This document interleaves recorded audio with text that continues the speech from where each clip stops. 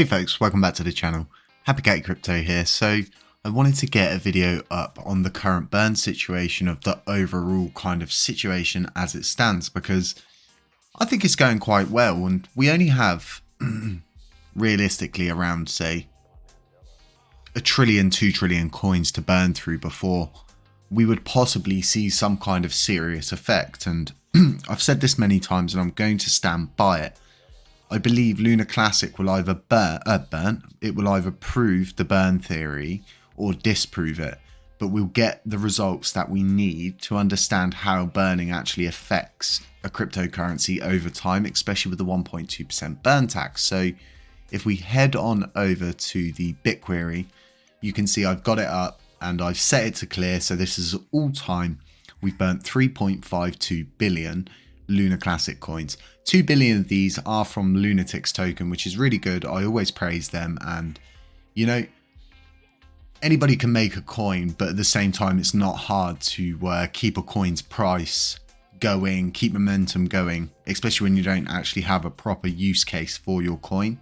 Well, it does have a use case because it burns LUNACLASSIC coins and itself, because it's hyper deflationary, I think is the word.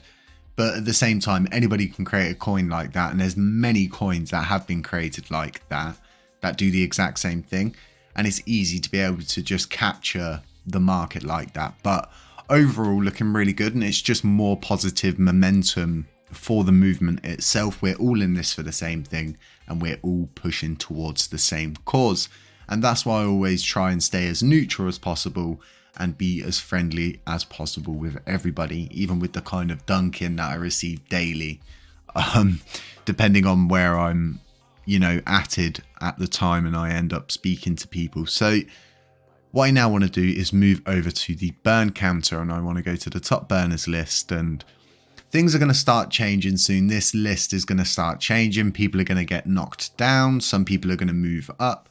And I solely believe our node is going to really kick butt, so to speak. I think that's the best way to say it. It's going to burn a lot of coins. We know this because we know how much other nodes are getting in rewards, and it's sustainable. We'll be able to do it all the time, and hopefully we just start going up the list, up the list, up the list, and try and get up there at least in the top 10. I think I'm 13th at the moment.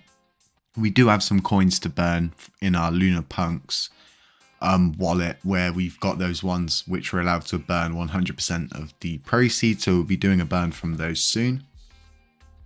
But overall, regardless of how much you're burning, it's always good. But at the same time, some of these projects that I see burning could do a lot more with the money they're burning if they put it into, you know, a better idea, a better burn mechanism, because once the burn tax comes into place, it should be burning a lot of LUNACLASSIC coins. And we've got MEXC who's doing, I think it's like a 2-week burn.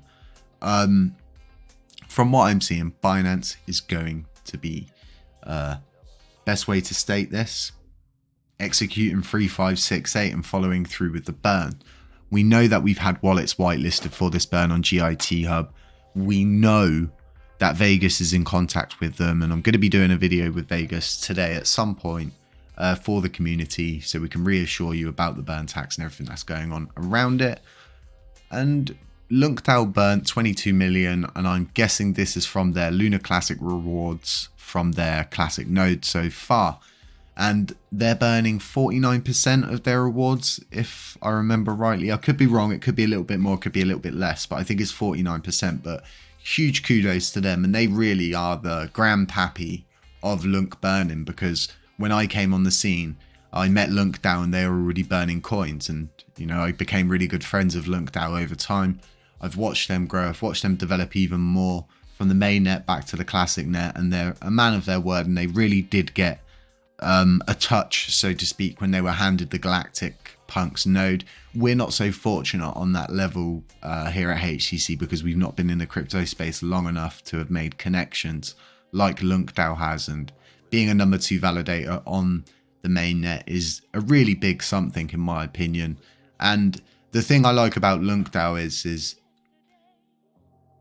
they they bring so much to the space, and they had a really big hand in TFL actually getting involved. And a lot of people sit there and go, well, you know, it was TR that done a lot of the length work with TFL. But from what I'm aware, from what LUNCDAO's told me, and throughout the whole course of getting to where we was getting the governance back online, LUNCDAO played a very vital role in ensuring TFL pretty much played ball and probably continue to play ball, because he's on the mainnet. He takes liquidity from the mainnet, he brings it to the classic net and burns it. This is like the worst thing that you could ever want for your blockchain. Like, we would be so annoyed. Imagine if he was taking coins from the classic net, taking them to the mainnet, swapping them to Luna, and then burning them. You know, it's kind of like, you'd be like, well, they're stealing liquidity from our chain. And it's, you know, you've got to kind of look into depth of exactly what LUNCDAO brings to the table, and it's substantial. And they have shouted us out quite a lot about our node, and I honestly believe on the 27th of October we're gonna not so much take the place by storm or, you know, turn heads and stuff like that. We're just here, we're professional, we're treating this professionally, we have our own internal governance system, we're community led, we're non-profit, and we burn LUNACLASSIC. What more could you want from a node? So really, really good. And as to the 1.2% burn tax, regardless of what people say, oh, you know, it's not going to do nothing, it's going to kill the volume, blah, blah, this, blah, blah, that. No one can actually tell you exactly what's going to happen because they don't have a crystal ball.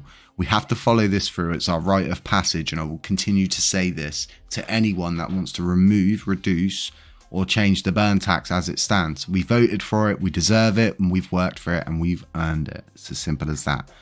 The community needs this, the blockchain needs this. We're not supposed to have 6.9 trillion coins on this blockchain. It's as simple as that. So yeah, a lot of people are now saying, well, my rewards are going down.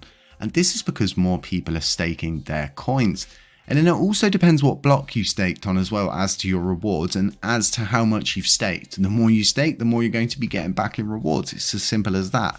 But the idea behind this, from where I can see it, from my perspective, my opinion is that as the staking rewards go down, the price should go up, thus in turn balancing the reduction in the amount of coins you get by the price that the coins are worth, meaning that yes, they may be going down, but they're worth more, the amount that you're getting. So it's supposed to balance itself out. That's what I see it as. That's my opinion. I could be wrong, but like I said, my own opinion from me and my cat. It's not financial advice. None of this is financial advice. And huge kudos to everybody that's burning. You know, it's a lot of money that people are just, in effect, not throwing away, but throwing away. But it is for a good cause. It really does help.